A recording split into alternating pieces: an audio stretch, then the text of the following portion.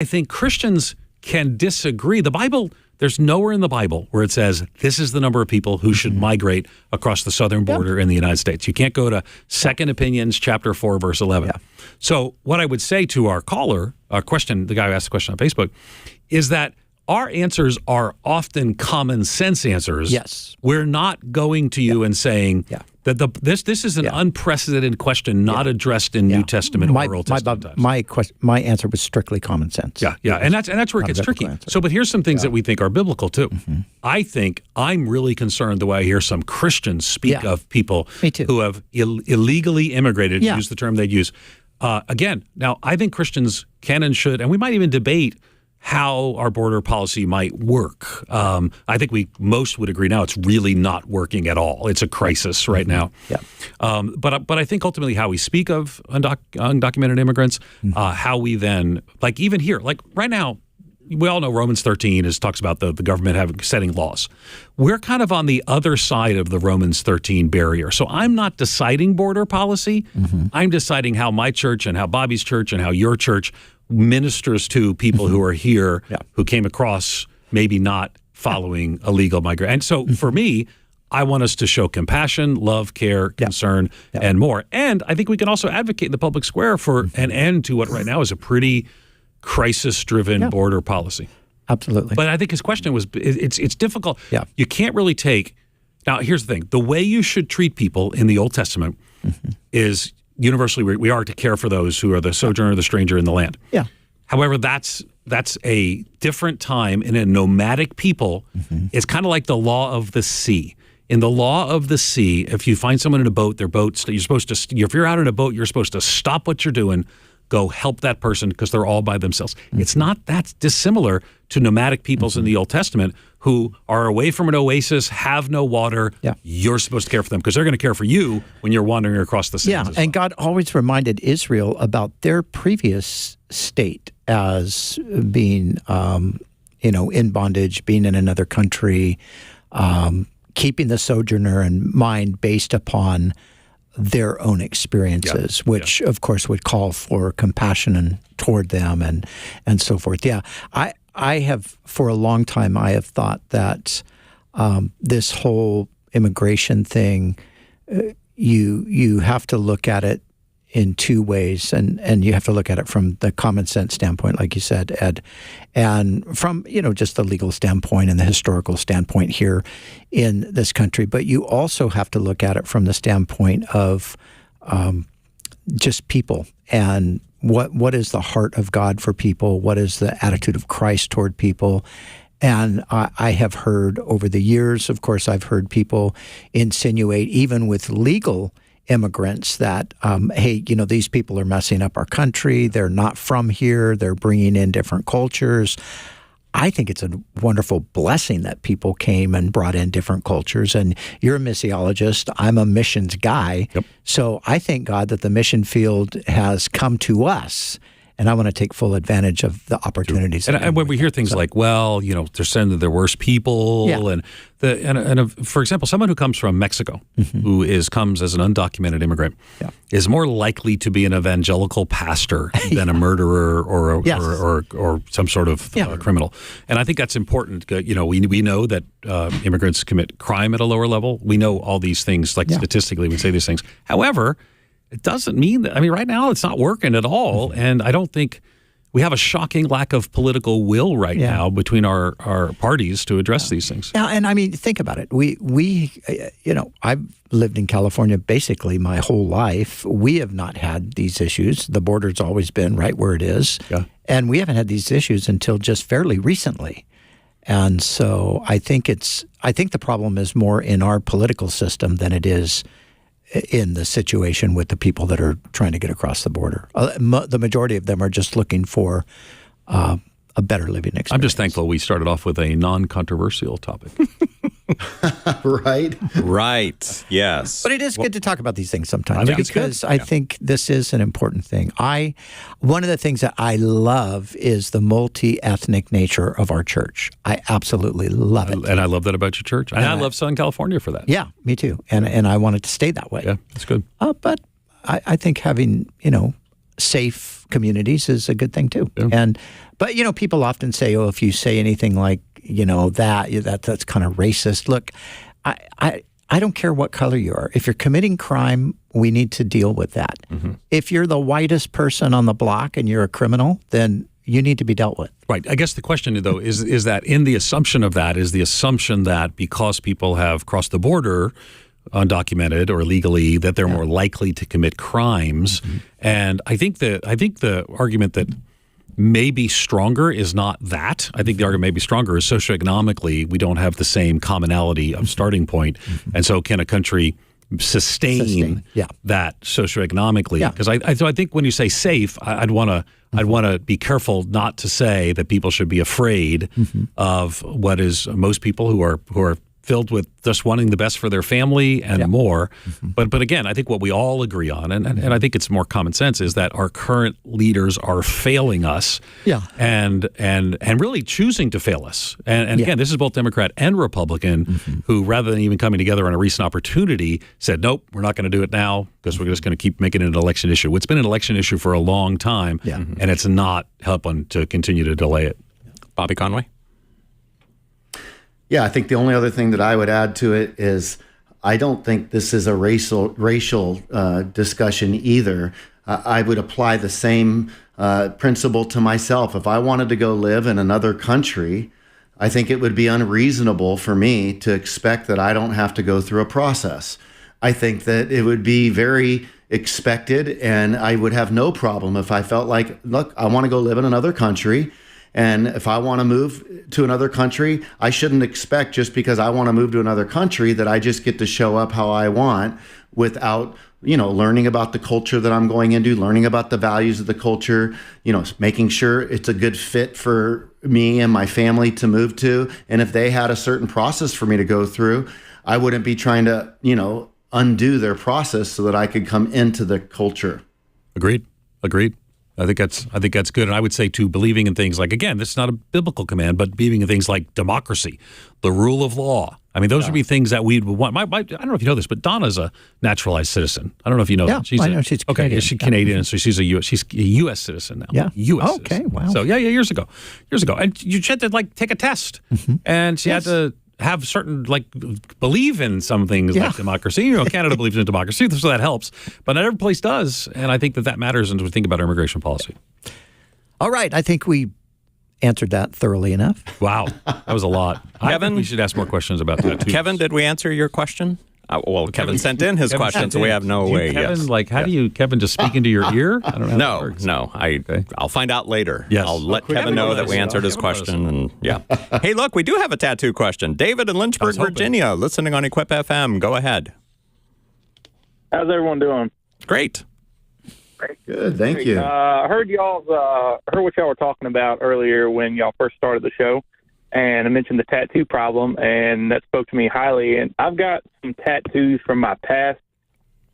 The Lord pulled me out of a motorcycle club, a couple of them, and I've got some tattoos in my hand I'm not too proud of, and I want to cover them up.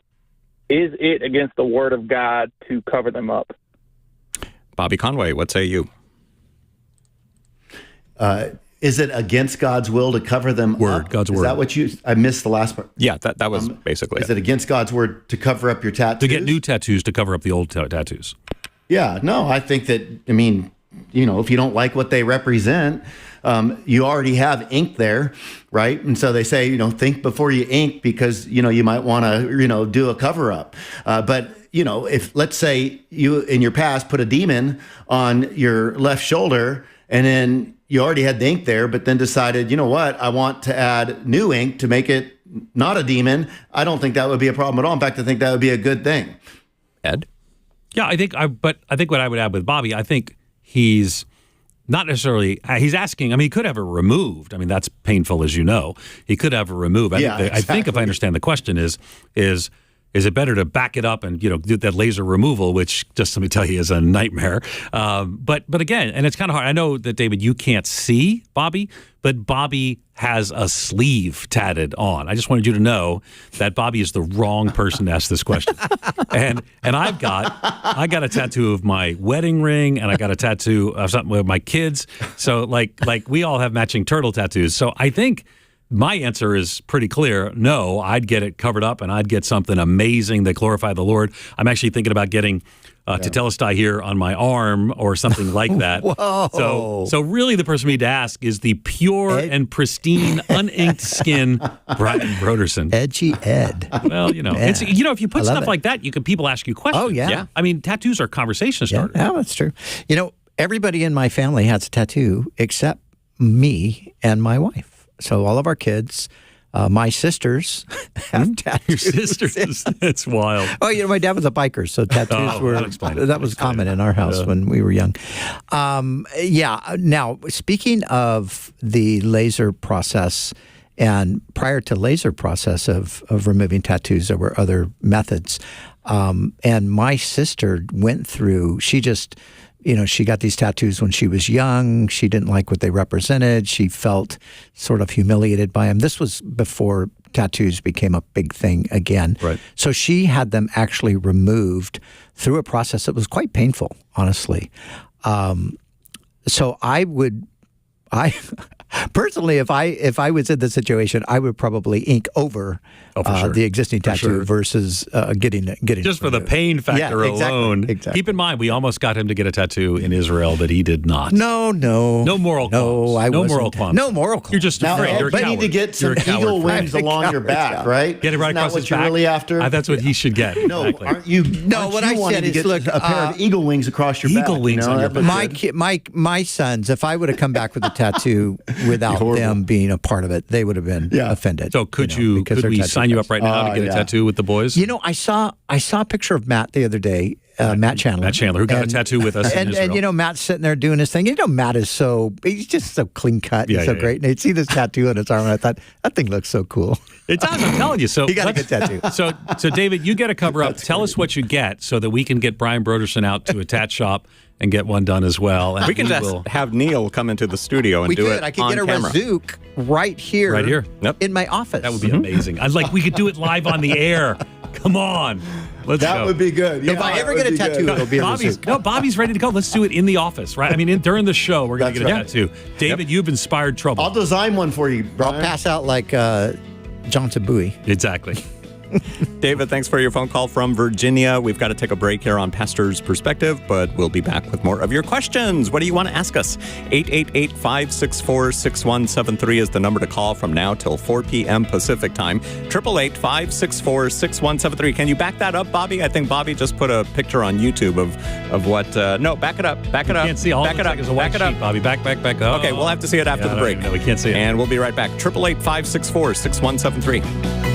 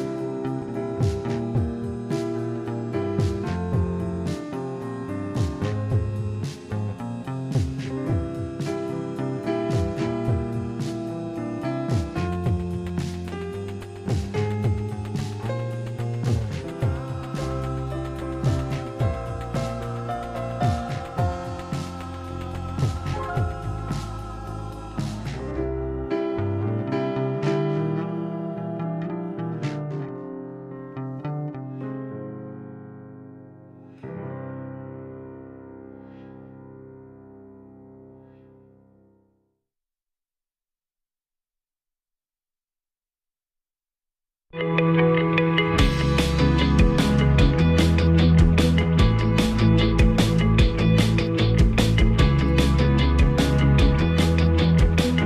back on Pastor's Perspective. Thank you so much for joining us on the radio or on Facebook or YouTube. Maybe you're listening on a podcast. Thank you very much. There's so many ways to listen nowadays and to watch too.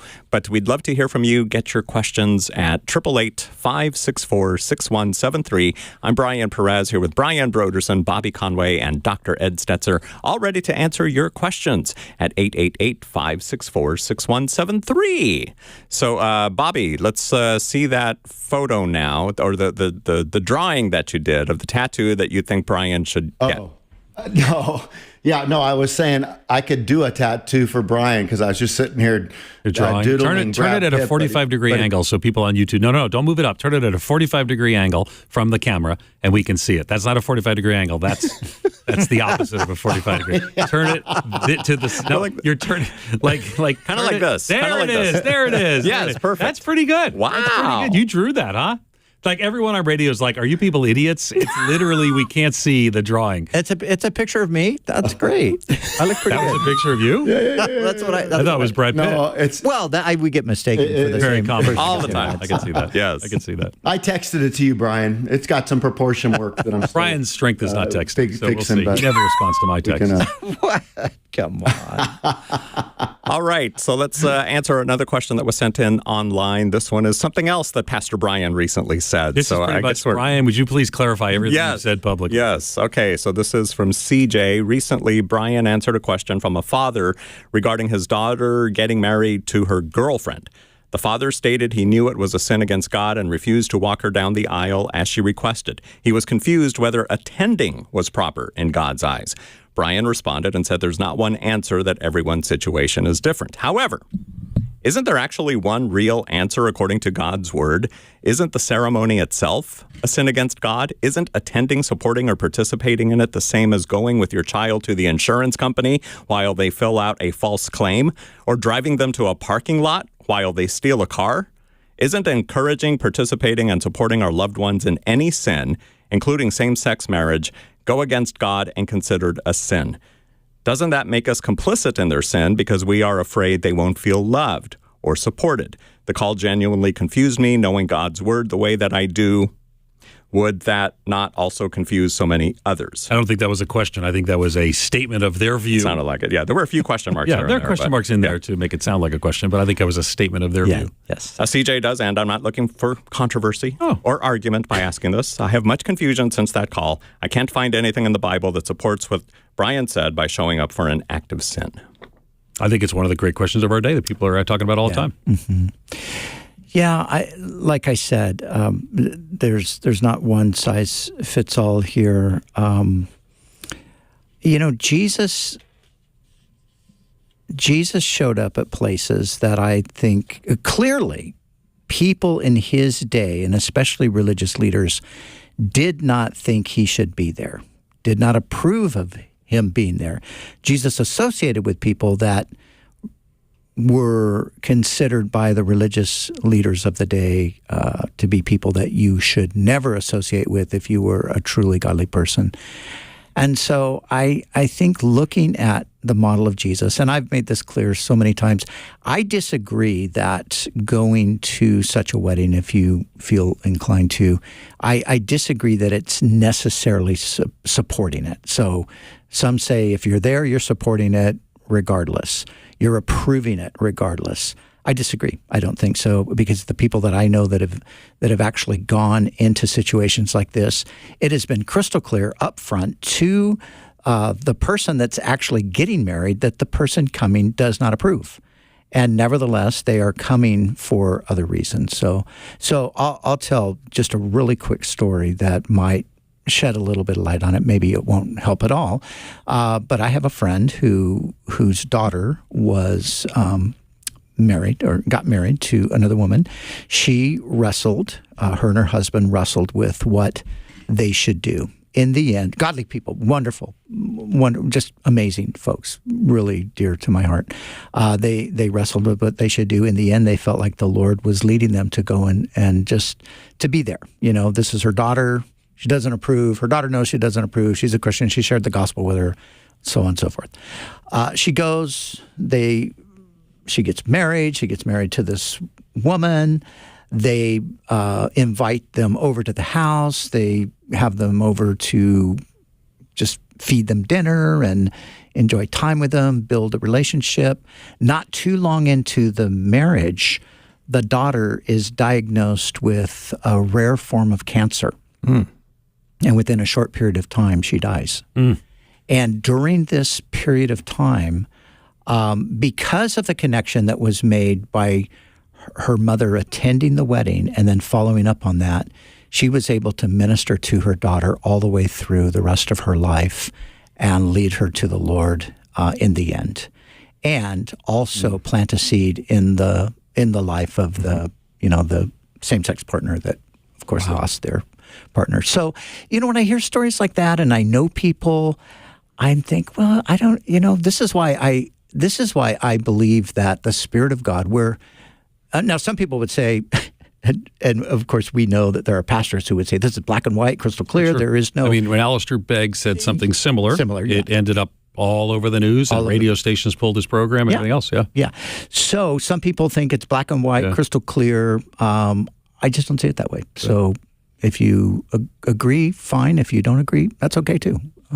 I don't see it the same way you do, and that, like you said, that's okay. I would say that if you do see it the way you do, one of the caveats you put in there is that you did say that the person knew where the person stood on these issues, and I think that's important in every case. And I think that's important to it. But I'd come to a different conclusion. I wouldn't go.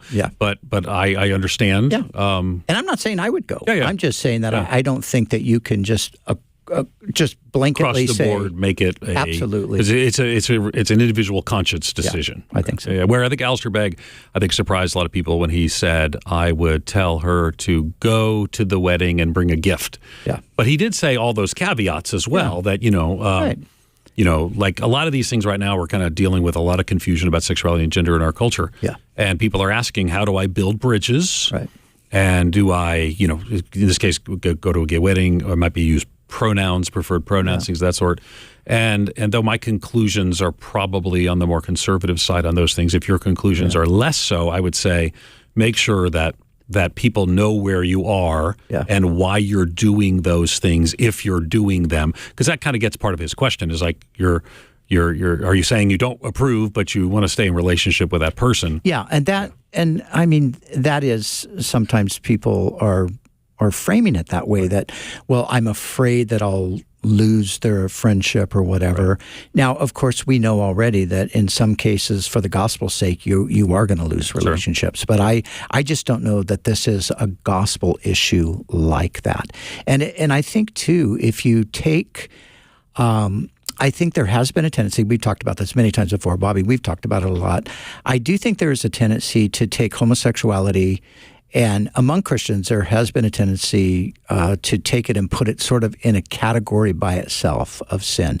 I like to tell this story because it's funny, but I had a lady come up to me after church one day a few years ago, and she owns a business, and she inadvertently hired a gay person. And after the person began to work for her and so forth, discovered that the person was gay. And she comes to me, and she's very distressed about this, and she doesn't know what to do. And so as I listened to her, I said, okay, let me ask you this question. Do you have any other sinners that work for you? And she just started laughing because she obviously, at that point, she realized, okay, what she was doing is she was taking one sin and kind of putting it in a category by itself, excluding it from other sins. So I think that's a tricky thing. That's where we have to be careful. So if I say absolutely 100% under no condition can a person attend a wedding like this, well, okay, let's talk about other weddings. Let's talk about people who are non-believers getting married. Let's talk about a professing Christian getting married to a Buddhist or to a non-Christian, which would be unequally yoked, which we know is not right. So there's a whole bunch of factors here, I think, that need to be taken into consideration. And again, I'm not saying, yes, go do it. I'm saying you need to seek the Lord based upon His word and the conviction that the Spirit gives you. And going back to the story I told of my friend, I would, with hindsight now, I would look and see it seemed like the Lord, led them into that situation. So, okay, Bobby, go ahead. The only thing I would add is, and Ed, as a missiologist, would know this, and Brian, you would too. I mean, there are situations where you have missionaries go into a particular milieu to do ministry, and it's a polygamous culture per se. And they're met with, well, what do we do in this situation? Like, okay, the person gets saved. Do they just tell the person, well, pick which one you want to keep and send the rest off? Or do they, recognize, we're going to work with this situation while, anybody that wants to get married moving forward, we're going to lay out what biblical marriage is. So I think that without answering the question here, I do think that those that are young, that are growing up in this culture, they're going to be met with a whole host of questions that the decisions that are being shaped in our culture right now, they're going to have to think through this in a missional way, what that means, where they're not compromising the gospel, where they're figuring out what they can do, what they cannot do. And this gets tricky. Now, I'm not, saying that it's the same thing. I'm just giving an example of other contexts when people show up to do missions. They're met with some questions that they weren't used to in our own culture. And so I think what's happening a little bit is because so much is new in our culture, there's a lot of differences of opinion with pastors as far as the approach of going or not going, but it doesn't mean that there's not alignment with a lot of these pastors on what a biblical marriage is. They're just trying to figure out how to keep people open to the gospel. CJ, thank you for sending in your question online. Now let's go back to the phones at 888-564-6173. Michelle in Fullerton, welcome to Pastor's Perspective. You're on with Brian Broderson, Bobby Conway, and Dr. Ed Stetzer. Hi, pastors. Hi. My question is, I was watching an interview with a famous person, and they were talking to the interviewer, and then the interviewer pointed out clearly he had regretted. So this person sold their soul to the devil so that they could be famous and, rich, and they became famous and they became rich, and now their career is, they're a little bit older and stuff, and they truly regret that they did that. Now, once you do that, the devil always lies to us. Once you do that, does he have a chance for God to forgive him? Pastor Brian? Well, you're giving me all the fun questions today. These have not been it's not like, well, the tattoo one was fun. The tattoo one was fun. Let's go back to the tattoo one, though. Yeah. All right, so good. Well, yeah. Think about it this way. The short answer is, what is the short answer? Is it yes or no? I mean, he can be forgiven. That is the short answer. If that's what you believe. But you don't have a tattoo, so how do you know? Yeah. But think about this. Everybody, this is what the Bible says. It's shocking to some people. Everybody is actually under the control of the devil unless you are the possession of Jesus Christ. So the whole world lies in the grasp of the wicked one, the Apostle John tells us. And it's the spirit. The spirit of disobedience is now working in. Or the spirit of the world is now working in the children of disobedience. So the whole world lies in the grip of the wicked one. You come out from the grip of the wicked one when you come to faith in Jesus. He pulls you out of the kingdom of darkness and transfers you into the kingdom of light. So the idea that you're going to somehow sell your soul to the devil and that's an irrevocable thing, I don't think you could support that biblically. Jesus is the one who paid for your soul. So he's the one ultimately who is able to redeem it, having paid the price for it. So I don't believe that it is an irrevocable situation, if it's even possible in the first place. Co-sign with Pastor Brian Broderson. Yes. Michelle, thank you for calling in with your question here on Pastor's Perspective at 888-564-6173. And now we go to Dean in Huntington Beach, California. Hi there, Dean. Hi, guys. My question is, does Satan have access to our dreams, or do all dreams come from God? Let's ask the Dean. Dean, what do you say to the Dean? I don't think all dreams come from God. I think I'm absolutely certain they don't. Yeah, you've had some dreams that aren't from the Lord. Many, most. Most. I think dreams come from our subconscious. But I think the question is important. So I do think that yes. I mean, if let's do it. And this, Dean, this may be a little bit of a roundabout route to get to your question, but if you're right now in a difficult situation and Satan has been discouraging you and just been beat down by that, I imagine that's going to be reflected in your dreams. So is it possible for Satan to get into your dreams? I think that's probably yes. But at the same time, I would say that there's not like this direct channel where Satan can get into our brain and minds, where I do think the Lord can do. I think God does speak at times through dreams. Yes. I don't think that's the same way that Satan has intervened into our sleeping hours in the same way. But I think ultimately that dreams generally come from our subconscious, the things we're struggling with that are on our mind, and those certainly can be influenced by the struggles of our day, the satanic impulses and influence in our lives. Or they come from places where God only knows where they come from, because what was I even dreaming I about? have some really weird dreams sometimes. I do too. I dreamed one time that I was a car. And I'm like, what in the world? Like, how am I a car? I woke up. What is in your subconscious? I don't even know. How'd you dream that you I were can't a car? imagine. I can't imagine. So What kind of car were you? I don't even know. But I have the weirdest dreams. Like, I have very vivid dreams. A lot of times I'm flying. Not in an airplane, but like physically flying. Superman. I have dreams sometimes I'm a musician. Maybe that's a secret yearning. I used to play guitar. I could see that in your future, though, Ed. You can see me flying? I could see you flying. Yeah. Flying? That's true. That's true. All right. You could be a musician, too. You've got the tattoos. I do play guitar. So did you know I play guitar? You know, I did know that because I heard you play guitar. Where'd you hear me play guitar? At Moody Church. I was doing a sermon once, and I grabbed the guitar in a sermon and led him in a song. So that's true. That's like I was wearing a suit and tie. That was Moody Church days. I was the interim pastor. Those of you who don't know, I was the interim pastor of a church in Chicago called the Moody Church. And I was I was 4 years as the interim, but I was a little out of the norm for Moody Church interims or pastors. So one time I did pick up the guitar and sang a song. I saw that. I love that you were watching my sermons at the Moody Church. Thank you for that. Because I've been watching your sermons at Calvary Chapel. Did you know I play guitar too? I didn't know. Yeah. I've never watched you play guitar. Yeah, well, I haven't picked one up and played in front of the church. Ever? I did in front of thousands. Like, I lifted up in front of thousands of people and played the guitar. So. Yeah, I'll show you some pictures of my old band. So what's the answer to this question, though? So, Bobby, what do you think? Is it possible for Satan to get into dreams, or all dreams come from God?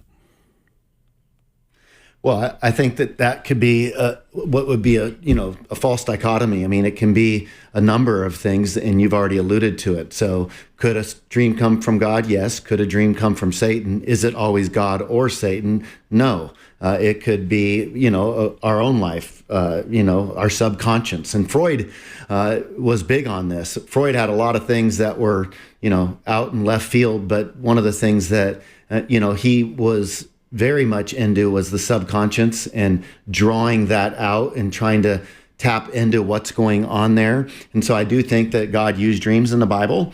We see with different characters. I am not somebody that can think of any dreams that I've had except one where I've wondered, was God trying to give me a warning through a dream? And I found myself just really frustrated and angry, and I drove off a cliff, and my family was in the car. Oh my! And we were going through a tough season in parenting, and Dawson and I were having all kinds of conflict, and this was just one of these seasons where I just wondered when I woke up, like, Bobby, you need to stay poised in your parenting because, anger can lead to bad things. And, I never got violent with my son. But at the same token, the dream was scary because, you just realize that, you're driving in a car. I found myself fearful. What if we got in an argument and I just swung the car into some, traffic or drove into something? So I took that very seriously to just really do my best to pay attention to how my emotions were getting worked up in parenting because I was going through a season with my son that I didn't know how to parent him in. And I just felt at a total loss. And so I would just resort to, anger and get in the flesh and, act stupid and, get childish. And I think the Lord was just trying to say, you know what, you need to grow up here. You need to be careful. That's cool. And I think that I took that as a response and a rebuke from the Lord. But outside of that, hey, I don't know. Have you had a dream, Ed, that you say the Lord, this was definitely something the Lord gave you? I think so. I don't remember off the top of my head that there was some like interaction that led to a significant life change, but I'm pretty sure. I mean, they're just not like he had a specific example, but I didn't like have a dream and move to California and come to Biola or something. But yeah, I think so. Yeah. I think so. I kind of feel like I should have one to remember, but I don't. But I mean, it does. I'm guessing that's just pretty normal. You like have a dream, the Lord uses it in your life. Yeah. So, yeah, I would say so. Yeah. And like in the next segment, I'm going to think of it and just blurt it out. Well, if you join us next week, you can tell us. We'll just ask the Lord to give you a dream. I had a dream about a tattoo once. And I didn't. Just coming back to the theme. Really quick, for the uninitiated, tell us about Moody Church. Why is it called Moody Church? Is it a bunch of sad people? Because sometimes they're happy. Okay, sometimes they're sad. I just always thought that name was Moody an interesting. Church, I know why. You know why it is. I know why, but there's some people listening. So, because my daughters used to think it was the funniest thing. They would be like, they were teenagers at the time, and they're like, "So you're going to Moody Church? Are they going to be sad today? Are they going to be happy today?" So the executive pastor of Moody Church, his daughter lives in Southern California, so they could be listening right now because he's here. She's having a baby, and mom and dad are here. They're our good friends, the Birchies, and. But D.L. Moody, of course, is it was called Illinois Street Church. When D.L. Moody died, they changed the name to the Moody Church. And so it's named after D.L. Moody. And it's named after the same person as Moody Bible Institute. But they are separate organizations in the same town, both founded by the great evangelist, D.L. Moody, one of the great evangelists of our day. And it was fascinating to be the interim pastor of the church that he started. Yeah. He was never the pastor of, which is always interesting to people. He never considered himself a pastor.